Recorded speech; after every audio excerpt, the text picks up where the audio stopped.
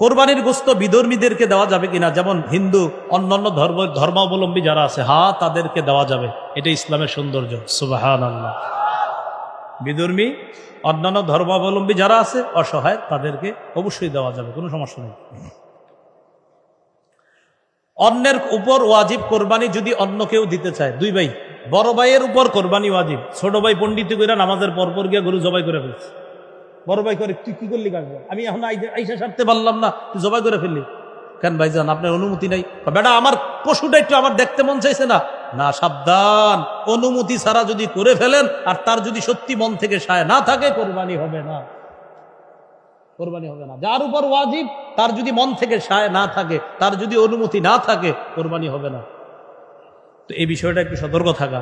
এদের নামাজ পড়া আইসাই গরুটা ফালাই দিয়েই জবাই করে ফেললেন, যিনি মালিক তার অনুমতি আছে কিনা বিষয়টা মাথায় রাখা। কিভাবে কোরবানি করা একটু আমার সাথে বলেন। একজনের পক্ষ থেকে বলেন, দুইজনের পক্ষ থেকে, তিনজনের পক্ষ থেকে, আব্দুর রহমানের পক্ষ থেকে, আব্দুর রহিমের পক্ষ থেকে, জামিলা খাতুনের পক্ষ থেকে, আয়েশা খাদিজার পক্ষ থেকে, আল্লাহর নামে জবাই করলাম। কার নামে জবাই?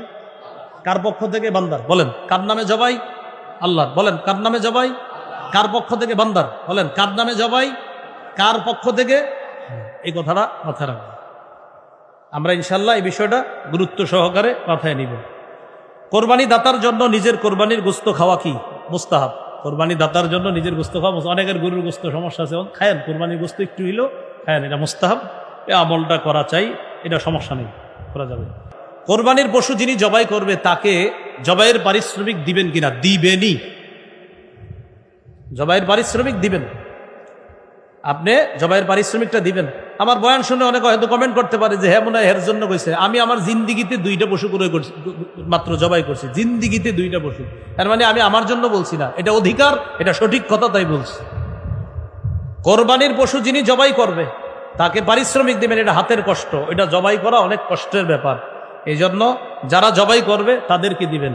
আর জবাই করার পরে আপনার একদম ছোট্ট একটা নোট ওঠে, ছোট্ট 1.5-2 লাখ টাকার গরু আপনার কোনো মতে হুজুর জবাই করছে যিনি, কষ্ট করে, আরে আস্তে একটা নতুন 200। হ্যাঁ, এটা তো আপনার শরম করা উচিত ভাই, সত্যি বলছি। হ্যাঁ, আপনার শরম লজ্জা থাকা উচিত, এটা শরম লজ্জা থাকা উচিত। এটা আমি ওই যুগের কথা বলছি যে যুগে আমার বেতন ছিল 5,000 টাকা। ওই যুগে আমরা যে কোরবানি দিছি, ওই কোরবানি যিনি দিয়েছেন প্রায় 10 বছর 8 বছর আগের কথা, তাদেরকে আপনার ওই 100-200 দিয়ে নেই। ও আচ্ছা আচ্ছা আচ্ছা, সেটা আমি জানি না। আচ্ছা, যাই হোক, আপনারা এই জায়গায় একটু মহাব্বতের ইয়া রাখেন। তো এই জন্য এরকম 100-200 করে কারে, এটা কি কোনো কথা?